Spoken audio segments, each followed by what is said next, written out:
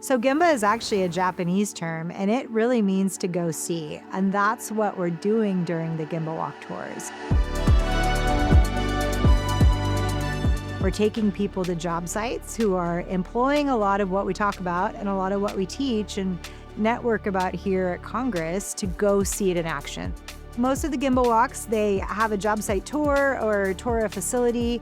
You usually have members from that job site, members from that team who are actually working on the building currently, or they have been working on the building. I think sometimes it can be overwhelming when we're listening to these breakout sessions and trainings, and we look at a lot of what we're talking about as this big, huge thing that has to be perfect.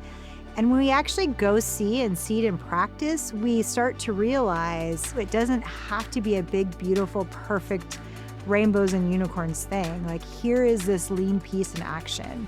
And not that it's easy, but it's tactical. We can see what that looks like. And it's never anybody's highlight reel. You're hearing didn't work. These were our frustrations. We had to deal with this as well.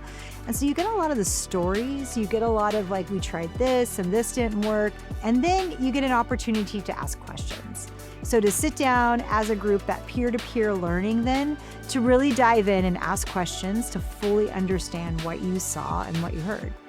I think the biggest thing that we hear from people is, I didn't go to a Gemba Walk for years because I didn't think it was going to be of value. And this is the first time I went, and I don't know why I've never gone.